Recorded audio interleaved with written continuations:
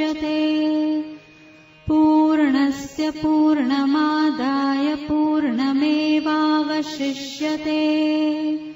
ॐ शान्ति शान्ति शान्तिः।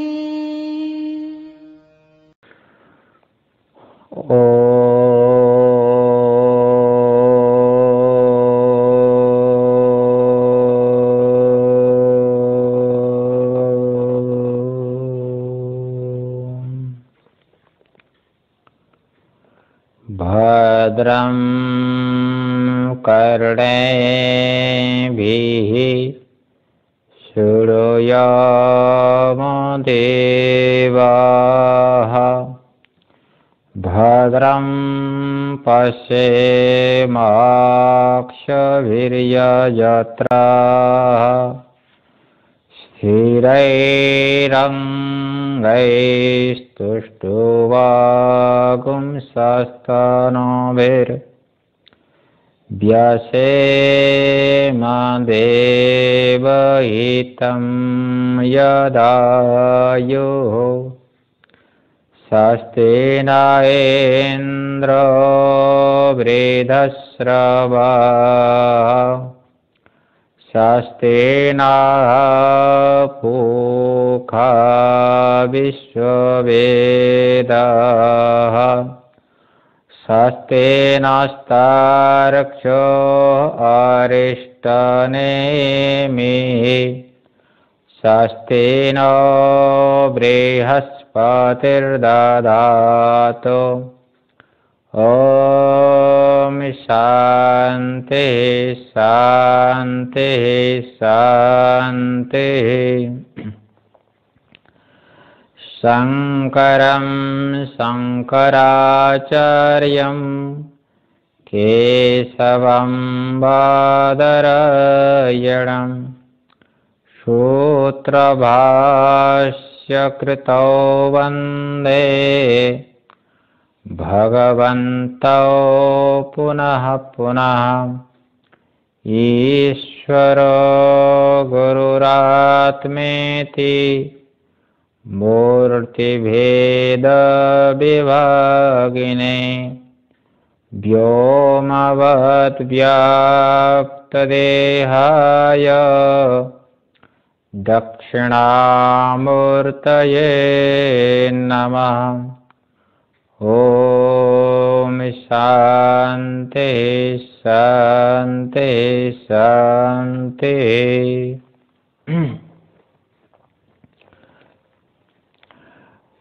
मांडुक्य कारिका के औलात शांति प्रकरण 90 नंबर कारिका है। तो पूर्व कारिका में ये बात कही कि ये तो ज्ञेय है अवस्थात्रय। अवस्थात्रय यदि ज्ञेय रूप से आपने निर्देश किया, कथन किया, तब तो परमार्थ सत होना चाहिए। अरे भी जो ज्ञेय पदार्थ होता है वो वस्तु है कि नहीं? वो वस्तु यदि ना होती तो फिर जो ज्ञान का विषय कैसे होता है? इसलिए यद ज्ञेयम तत्सत, जो ज्ञेय होता है वो सत्य होता है, ये तो देखा जाता है। और जो सत नहीं होगा अर्थात असत होगा वो ज्ञेय नहीं होगा। जैसे बंध्यापुत्र हुआ, खरगोश का सिंह हुआ। तो ऐसी शंका होने पर अवस्थात्रय ये सत्य होना चाहिए। इस शंका का निराकरण है इस श्लोक से। हेय ज्ञेयाप्यपाक्यानि विज्ञेयान्यग्रयणातः विज्ञेयान्यग्रयणातः नग्रयाणतः तेषामन्यत्र विज्ञेया दुपलम्भस्त्रिषु स्मृतः दुपलम्भस्त्रिषु स्मृतः। कहते हैं कि देखो, बोलते हैं कि हेय ज्ञेयप्यपाक्यानि विज्ञानि अग्रयणात्। अग्रयाणतः। अग्रयाण क्या है? प्रथम। सबसे पहले इस बात को जान लेनी चाहिए, है ना। जिसको छोड़ना है उसको भी जानो, है कि नहीं, और जिसको ग्रहण करना है उसको भी जानो, हो गया ना। इसलिए बोलते हैं यहाँ पर हेय को भी जानना है। हेय हेय हेय भी विज्ञानी, हेय को भी जानना चाहिए। विज्ञान विशेष रूप से जानना चाहिए, नहीं तो छोड़ेंगे कैसे आप, है ना। तो हेय कौन होता है? ये संसार होता है हेय। तो हेय होता है संसार, तो उसको साधन रूप से तो ग्रहण कर सकते हो, लेकिन साध्य के रूप से नहीं। जो चतुष्कोटि पहले कहा, ये संसार नाम रूपात्मक जो प्रपंच है वो हेय है कि नहीं। जैसे मान लीजिए रज्जु सर्प हो गया, सर्प हो गया हेय, क्योंकि दुख का हेतु है। और ज्ञेय कौन है? रज्जु अधिष्ठान है, सत्य है।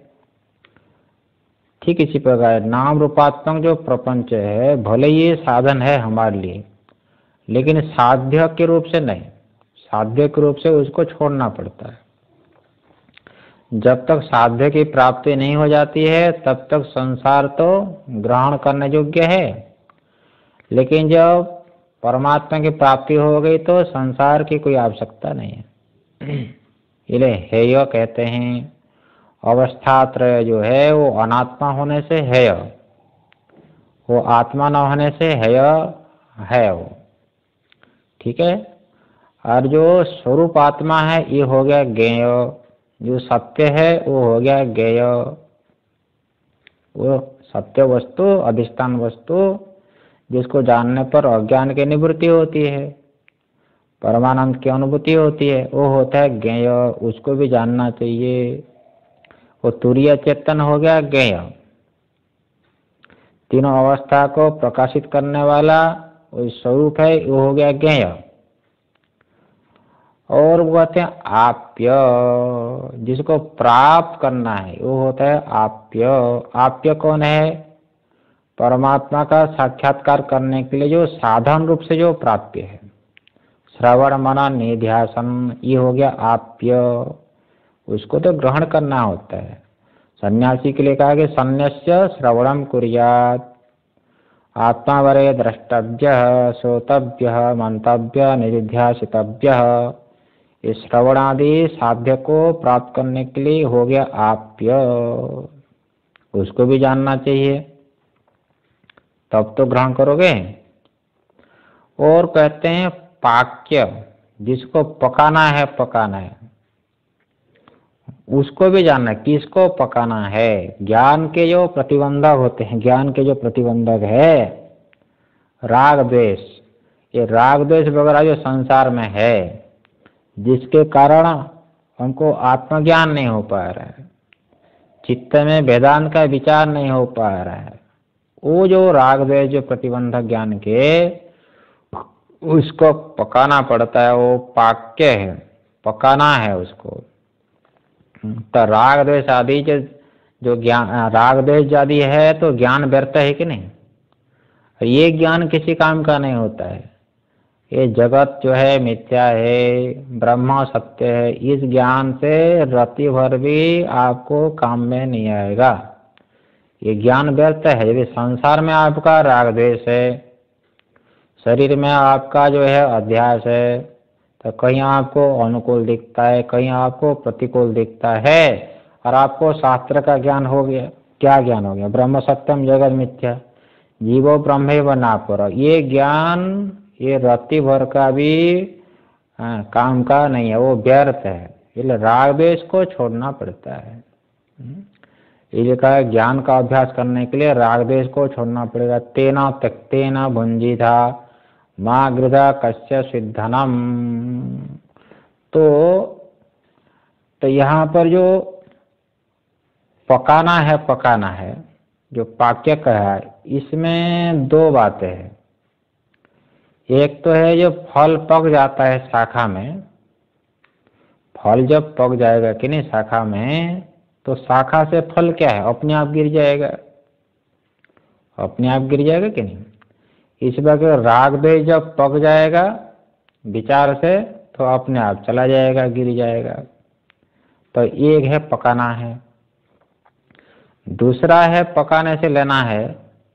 जैसे मान लीजिए बीज है, बीज तो बीज से अंकुर होता है, लेकिन जिस बीज से अंकुर होता है उस बीज को यदि आपने भून लिया, उस बीज को क्या कर दिया आपने, भून लिया, तो भुने हुए बीज से अंकुर नहीं होता, फिर अंकुर में सामर्थ्य नहीं होता। वो भले ही वो बीज दिखता हो, लेकिन उसमें कितना में जल डालते रहो तो उस बीज से अंकुर नहीं होता है। भुने हुए चने से अंकुर नहीं होता है।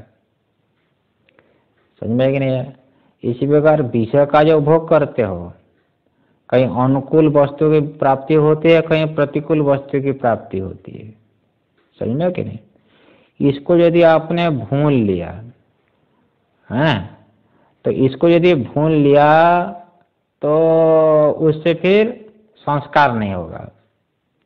चाहे अनुकूल वस्तु का ग्रहण कर लो, चाहे प्रतिकूल वस्तु, ना उसमें राग होगा ना उसमें द्वेष होगा। तो ये है तो सामर्थ्य नहीं होगा, अंकुर नहीं होगा, उसमें संस्कार नहीं होगा। इसी प्रकार वो जो गुरु जो है जिसके ऊपर अनुग्रह करता है, तब किसके ऊपर अनुग्रह करता है? सबके ऊपर अनुग्रह नहीं करता है। और चाहे भी गुरु अनुग्रह नहीं करता है, नहीं कर सकता हो, नहीं तो सबका कल्याण नहीं कर देता हो, सारे शिष्यों का कल्याण नहीं हो जाता है, नहीं होता है। उसी को जो है अनुग्रह करता है जो गुरु के चरणों में समर्पित हो गया। जो शिष्य गुरु के चरण में समर्पित हो गया तो उसके जो है मल जो है पक गए। उसके मल क्या हो गए? वो पक गए। देखो विचार कर दिया ना, विचार जब किया तो सारा संसार में क्या हो गया? वैराग्य हो गया। तो गुरु क्या करता है? वो शक्तिपात कर देता है वो, तो उसको हिला देता है। उस शिष्य की बुद्धि को वो हिला देगा। इसलिए परिपक्व मलायतान उसाधना हेतु शक्तिपातेना जोयति परे तत्वे स दक्षिणाचार्य मूर्तित।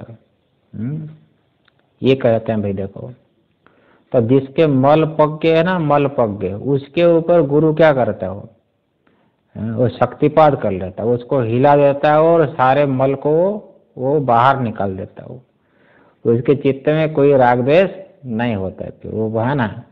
और वो फिर क्या करता है गुरु? जो जयति परे तत्व, वो परम तत्व में शिष्य को लगा देता है। जो जयति परे तत्व, उस साधना शक्ति, बता यही शक्तिपात है वो, नारायण।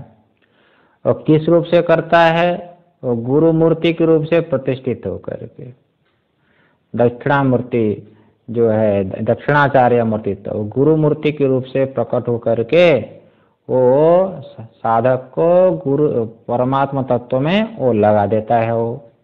तो यही वाक्य समझ लो।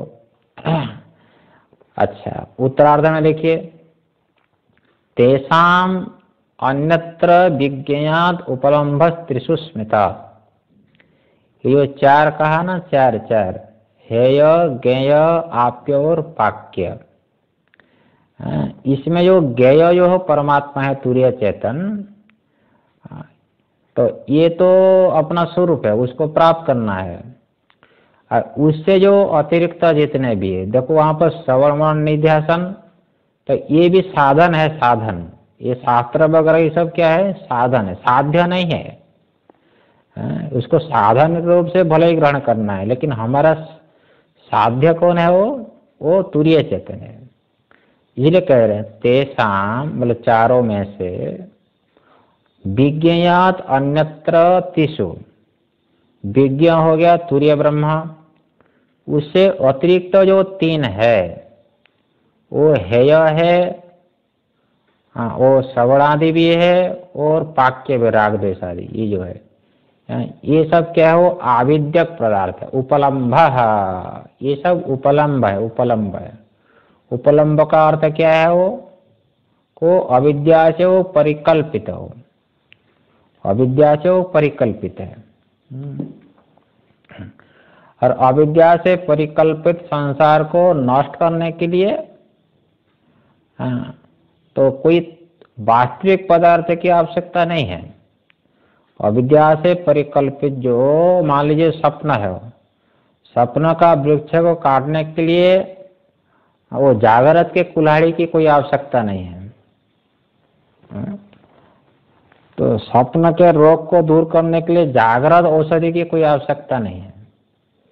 इसी प्रकार से अविद्या परिकल्पित जो संसार है उसको दूर करने के लिए अविद्या से परिकल्पित साधन की आवश्यकता है।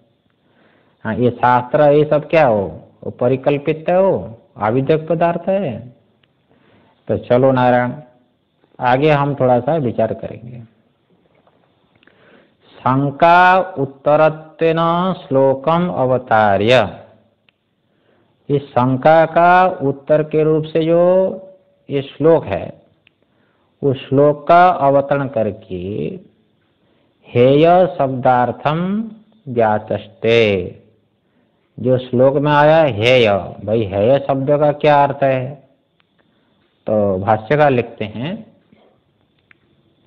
लौकिकादीनां क्रमेण ज्ञेयत्वेन निर्देशात् अस्तित्व शंका परमार्थो माभूत। ये तो कोई शंका है। जो लौकिक आदि पदार्थ का ना तीनों अवस्था में वो क्रम से ज्ञेय कह दिया, तो ज्ञेय होने से ज्ञेयत्व निर्देशात ये सब तीनों अवस्था का पदार्थ ज्ञेय है, वो क्रम से जानना चाहिए। ऐसा निर्देश करने से, ऐसा कहने से अस्तित्व आशंका, इसलिए ये परमार्थ है, ये आशंका बनेगी। ये वस्तु है तब ना है, इसलिए परमार्थ तो महाभूत है ना, वो परमार्थ वस्तु नहीं है। जागृत सपना सुषुप्ति ये सब अविद्या से परिकल्पित है। इसको दिखाने के लिए ये श्लोक है। वो देखो, हेयानी कौन है? लौकिकादिनी, ये तीनों अवस्था का पदार्थ है तीन, ये होता है हेय। इसको छोड़ना है, वो आत्मा नहीं है, वो आत्मा नहीं, वो अनात्मा है। दृश्य होने से वो अनात्मा। आप उसको जानते हो ना, जागृत को जानते हो, स्वप्न को जानते हो, सुषुप्ति को जानते हो, इसलिए ये आत्मा न होने से हेय है, वो छोड़ना है, उसमें अनात्म बुद्धि करनी है। ये तीन कौन है? जागृत स्वप्न सुषुप्तानि। ये देखो, ये जागृत स्वप्न सुषुप्त जो पदार्थ होते हैं ये हो गए हेय। हेय त्याग करने योग्य है। क्यों त्याग करने योग्य है? तो कहते हैं देखो, आत्मनि असत्वेन, आत्मा जो तुरीय चेतन है उसमें वो तीनों पदार्थ है ही नहीं, वो मिथ्या है। असत का अर्थ मिथ्या। त्रिकालिक अभाव प्रतियोगी हो, तीनों काल में उसकी सत्ता है ही नहीं। रज्जु में सर्प दिखता है, ना पहले है, ना अभी है, ना आगे दिखेगा। इसलिए त्रिकालिक अभाव का प्रतियोगी हो, तीनों काल में उसका अभाव है। इसी प्रकार से ना जागृत पदार्थ सत्य है, ना स्वप्न सत्य है, ना सुषुप्ति सत्य है। ये तीनों पदार्थ एक तुरीय चेतन में कल्पित होने के कारण हेय, इसको छोड़ना है, वो आत्मा नहीं है। जैसे रज्ज्वाम सर्पवत हातव्यानि, जैसे रज्जु में सर्प दिखता है, इसलिए रज्जु का ज्ञान से सर्प को छोड़ना पड़ता है, वो सर्प हो गए हेय, क्योंकि कल्पित होने से, है ना। इसलिए यद यद कल्पितम तत् नहीं, हाँ ठीक है, यद यद कल्पितम तत्तत् हेयम, जो कल्पित पदार्थ होता है वो हेय होता है। अच्छा,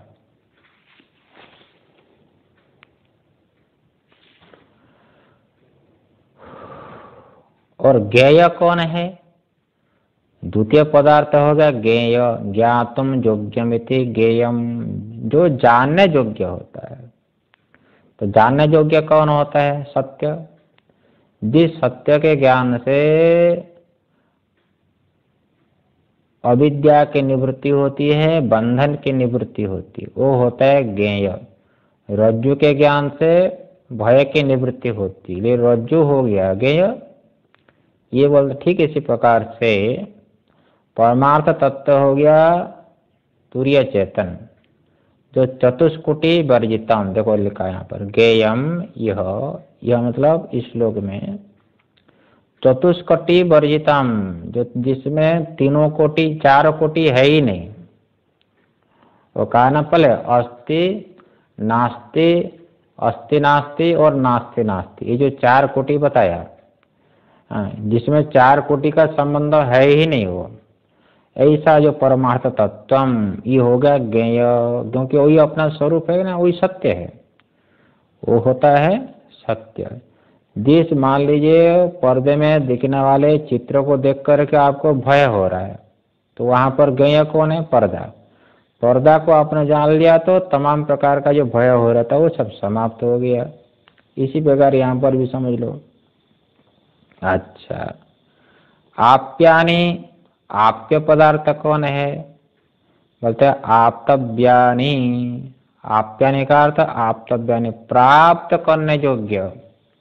यद्यपि वो तुरीय चेतन परमात्मा है, अपना स्वरूप वही परमानंद स्वरूप है, लेकिन अपना स्वरूप परमानंद होने पर भी कुछ नहीं होगा, आपको कुछ मिलने वाला नहीं है।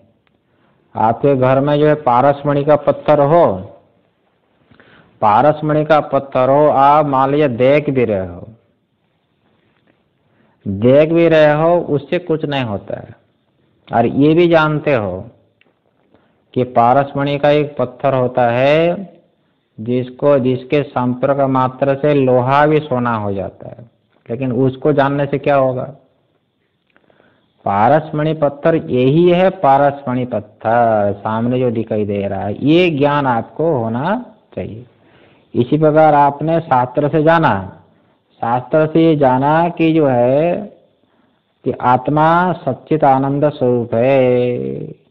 इतने जानने से क्या होगा? मेरा स्वरूप परमानंद स्वरूप है, ये ज्ञान, जैसे यही है पारसमणि का पत्थर, ठीक इसी प्रकार से यहाँ पर भी है। ठीक है ना? तो इसलिए वो जानना पड़ता है। वो जानने के लिए क्या चाहिए? गुरु चाहिए। और गुरु के पास जाकर के आपको श्रवण भी करना है, मनन भी करना है, निध्यासन भी करना है। ये होता है साधन। तो साधन को भी ग्रहण करना चाहिए साध्य की प्राप्ति के लिए। ध्यान में रखो, ये बोल रहे हैं, देखो त्यक्त बाहेषणात्रेण भिक्षुणा। अरे जो भिक्षु है, भिक्षु वो भिक्षु कौन है मालूम है? भिक्षु उसी को कहा जाएगा। त्यक्त बाहेषणात्रेण, जिसने तीन प्रकार की ऐषणा को छोड़ दिया, वो हो गया त्यक्त बाहेषणात्रेण। इसलिए बाह्य ऐषणा, जो कामना मोक्ष की ही कामना हो तो चलेगा, मुमुक्ष हो गया, लेकिन बाह्य ऐषणा कौन हो गए? तीन, पुत्रेषणा, वित्तेषणा और लोकेषणा। त्यक्तम बाह्येषणात्रयम येन, जिसने तीन ऐषणा को छोड़ दी, वो होता है भिक्षु। वही है महात्मा सन्यासी, वही है मुख्य सन्यास। तो उनके लिए क्या ग्रहण करना चाहिए? तीनों से आपकी ऐषणा छूट गई, तो आपका क्या कर्तव्य है? आपका ये कर्तव्य है आत्मज्ञान के लिए वेदांत का श्रवण आवश्यक है। इसलिए सन्न्यस्य श्रवणम कुर्यात्, ये कहते हैं शिखा सूत्र परित्यागी वेदांत श्रवणम विना वर्तमानश्चित सन्यासी वयतः पतितो भवेत्। अरे शिखा को छोड़ दिया, सूत्र को छोड़ दिया तो कर्म का अधिकारी नहीं हुआ, वो कर्म का अधिकारी नहीं रहा, कर्म छूट गया, फिर भी वो वेदांत का श्रवण नहीं करता। आप तो बड़े पुण्यात्मा हो, मुंबई जैसी नगरी में रह करके भी आप वेदांत का श्रवण करो, वो नित्य श्रवण करते हो, ये बहुत बड़ी बात है।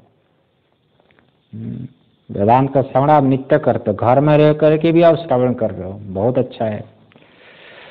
तो ये यहाँ पर कह रहे हैं त्यक्त बाह्यषणा त्रयणा भिक्षुणा, तो उनके लिए प्राप्त करने योग्य कौन है? साधन। साधन साधन है प्राप्त करने योग्य। तो कौन साधन है?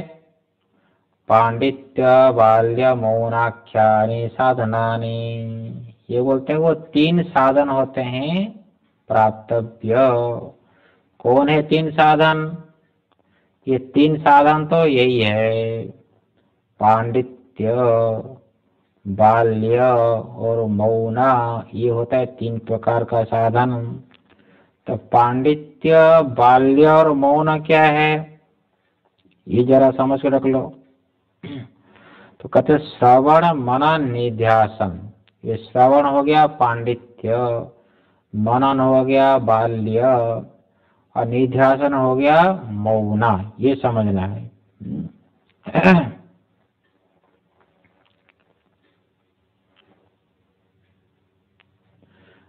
आत्मा वारे द्रष्टव्य, श्रोतव्य और निध्यासितव्य, ये होता है।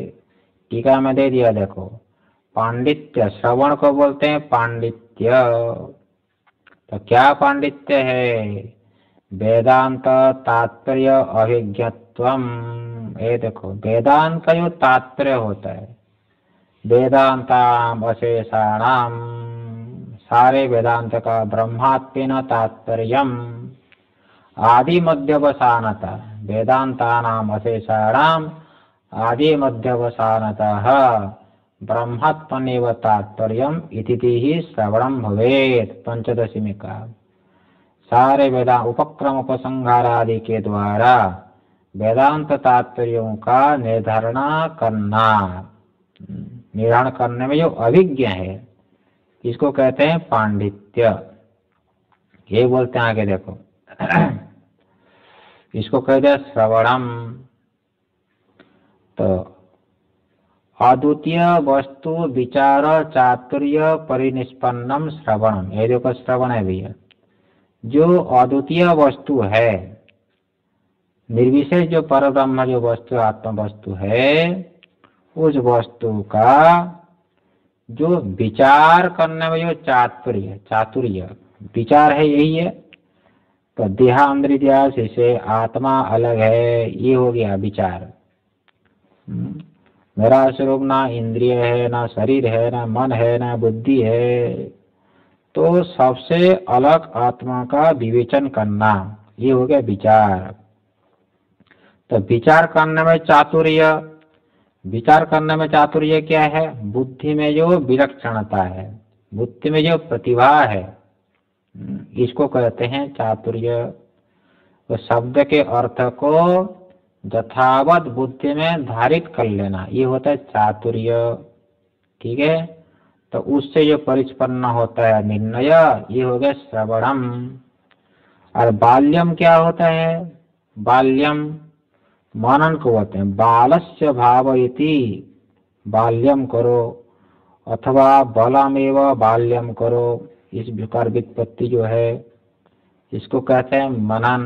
आगे लिखते देखो यहाँ पर, तो दंभ दर्प अहंकारादि राहित्यम बाल्यम, यही है देखो। बड़ा सुंदर भाई, यही ज्ञान का प्रतिबंधक होता है। वो दंभ है, दंभ है, दंभ है, अहंकार और दंभ और अकड़पना, वो दंभ है। वो दर्प मतलब घमंड है, और अहंकार होता है, अहंकार। इसलिए मैं ही जानता हूँ बस, और कोई जानता ही नहीं है। तो दंभ दर्प अहंकार आदि से दुराग्रह भी ले लो, उससे राहित्य होता है वो बालक। जैसे बालक का स्वभाव अत्यंत सरल है कि नहीं, इसी प्रकार साधक का स्वभाव भी अत्यंत सरल होता है। इसलिए बाल्यम दंभ दर्प अहंकार आदि राहित्यम बाल्यम। अच्छा, तो युक्तितः, वो युक्ति के द्वारा श्रुतार्थ अनुसंधान कुशलत्वम, ये देखो क्या लिखते हैं, जो आपने शास्त्र का श्रवण किया है उसका जो तात्पर्यात्मक जो अर्थ है उसको अनुसंधान करने में, बुद्धि में बैठाने में जो कुशलता होती है, बस ये होता है बाल्यम, है ना। अच्छा, और मौनम क्या है? मौनम कहने से निधिध्यासनम, मुने है कर्मा। जो मुनि है, मुनि है, मुनि मुनि किसी का नाम रख दिया मुनि, तो ऐसा नहीं। जो वेदांत का जो निर्णय किया गया कि जीव ब्रह्मा का एकत्व है, तो उसका चिंतन करना, बस निध्यासन जिसको बोलते हो, है ना। तो ऐसा जो मुनि, निध्यासन करने वाला जो मुनि, उसका कर्म क्या होता है? बोलते हैं वो ज्ञानाभ्यास लक्षणम, ज्ञान के अभ्यास का है, बस ज्ञान का अभ्यास करना है, बस यही है। तो मनन के द्वारा आपने जो निश्चय किया कि जीव ब्रह्म का एकत्व, मेरा स्वरूप ब्रह्म है, उसी का ही अभ्यास करना है, बस अहम अस्मि ब्रह्म, ब्रह्मकार वृत्ति का अभ्यास करना है, यही होता है मौनम। अतः निधिध्यासन शब्दितम, और निध्यासन शब्द से इस बात को कही गई, है ना, श्रवण मनन निध्यासन। अच्छा, ये होता है आत्मज्ञान के साधन है वो। ये लोग साधन के रूप से श्रवण मनन निध्यासन को ग्रहण करना चाहिए। लेकिन इस श्रवणादि के प्रतिबंधक होते हैं राग द्वेष मोह आदि, ये लिखे यहाँ पर। उसको पकाना पड़ता है, वो विचार से राग द्वेष को छोड़ना पड़ता है, इसलिए लिखते हैं पाक्यानि, हैं। जिसको पकाना है वो होता है पाक्य। पाक्यानि कौन है? राग द्वेष मोहादयो, मोहादयो दोषः कषायाख्यानि पक्तव्यानि। जो कषाय होते हैं, कषाय कषाय कषाय, अरे जैसे वस्त्र का कषाय होता है ना, वस्त्र का कषाय, जैसे वस्त्र का कषाय को बहुत जो है ना साबुन से रगड़ना पड़ता है। वो कभी कभी तो इतना कषाय, इतना जो है वो मल जम जाता है कपड़े में, तो उसको कितना भी रगड़ते जाओ साबुन लगा करके, फिर भी वो मल नहीं जाता है। इसलिए उसको जो गर्म पानी में उबालना पड़ता है, वो गर्म पानी में रख करके जो उबालना पड़ता है, तब जा करके जाता है वो।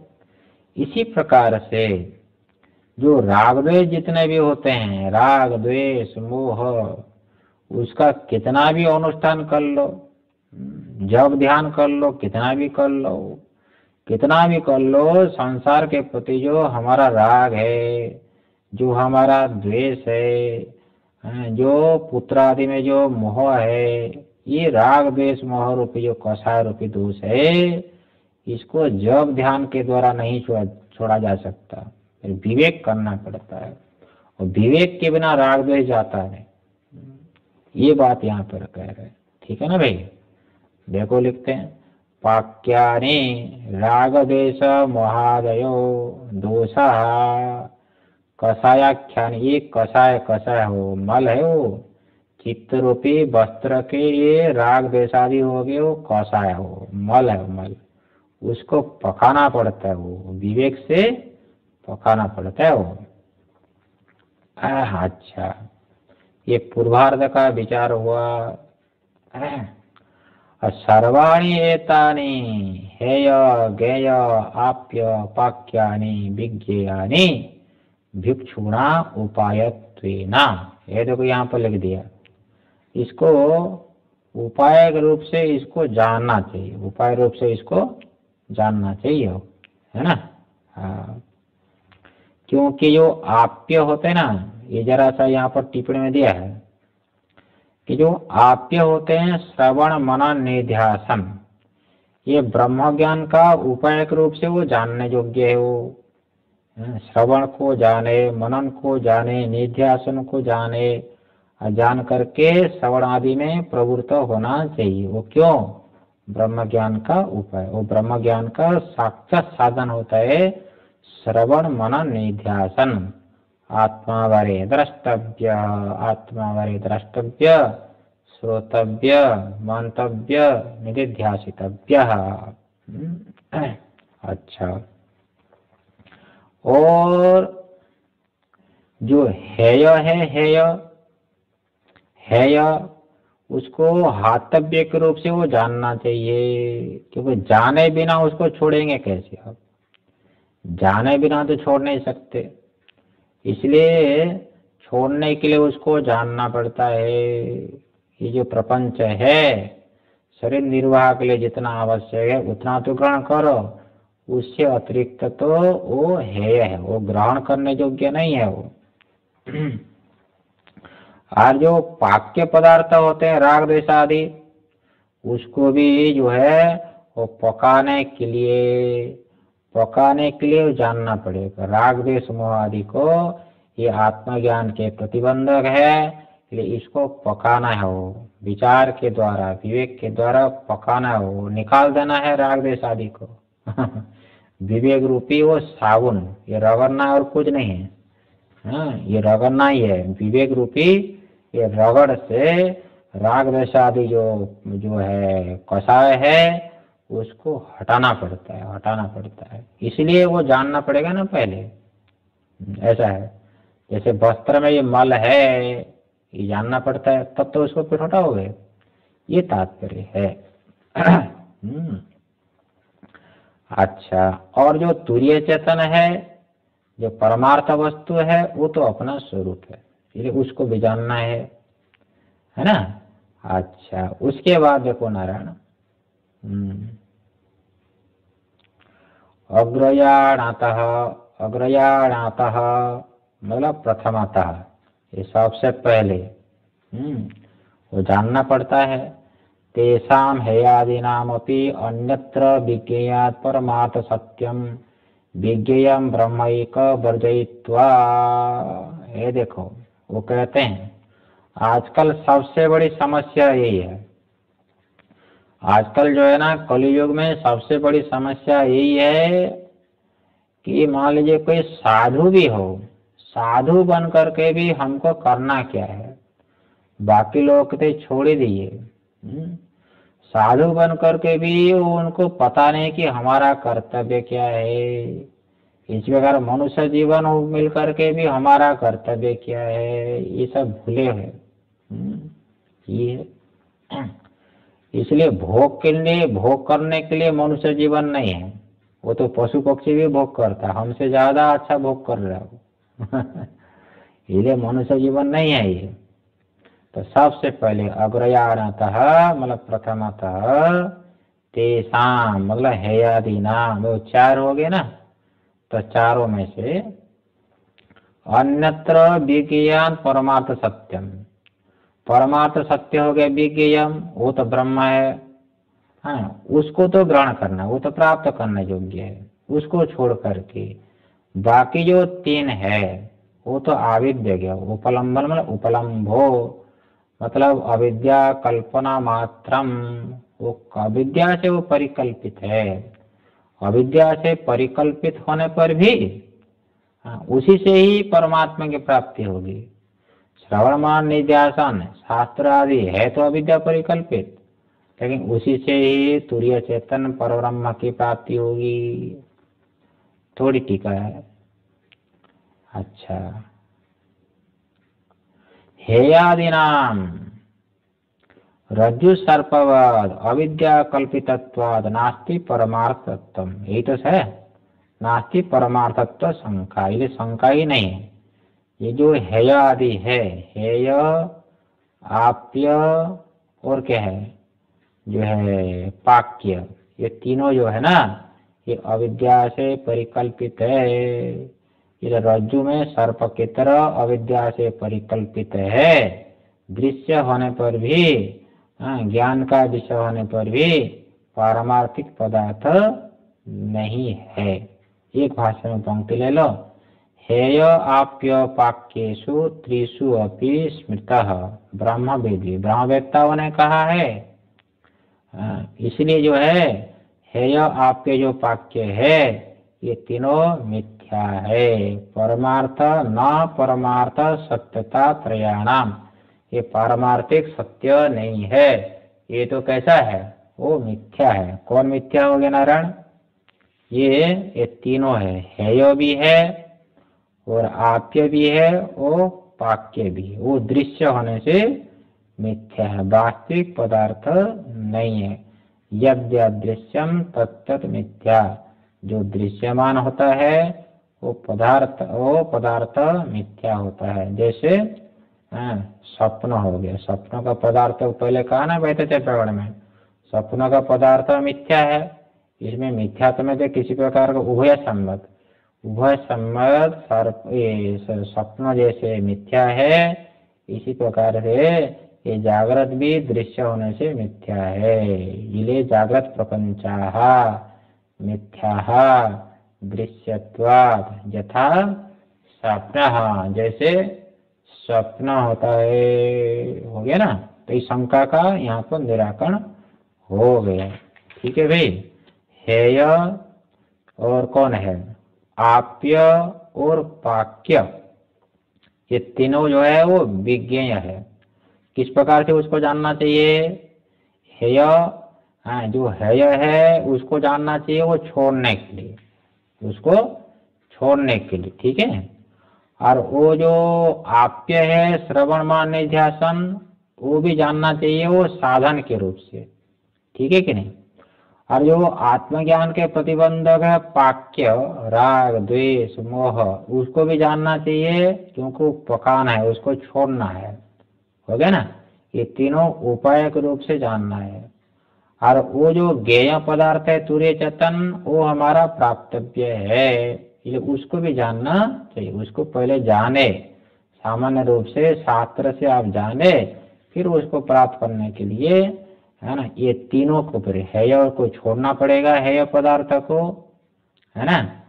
और वो जो है श्रवण निध्यासन को ग्रहण करना होगा आत्मज्ञान का साधन के रूप से। और आत्मज्ञान का जो प्रतिबंधक है राग द्वेष आदि, उसको पकाना पड़ेगा, वो विवेक से वो छोड़ना पड़ेगा, है ना, मूल्य पकाना पड़ेगा, है ना।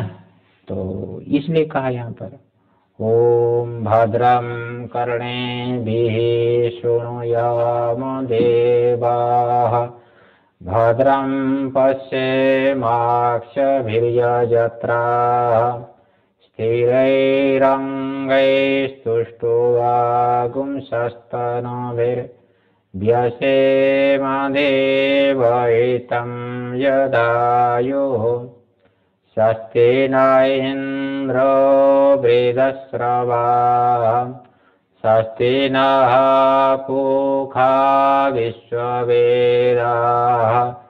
स्वस्ति नस्तार्क्ष्यो अरिष्टनेमिः स्वस्ति नो बृहस्पतिर्दधातु। ओम शांति शांति शांति। शंकरं शंकराचार्यं केशवं बादरायणं सूत्रभाष्य कृतो वन्दे भगवन्तौ पुनः पुनः। ईश्वरो गुरुरात्मेति मूर्तिभेद विभागिने व्योमवद्व्याप्तदेहाय दक्षिणामूर्तये नमः। ओम शांति शांति शांति। ॐ शान्ति शान्ति।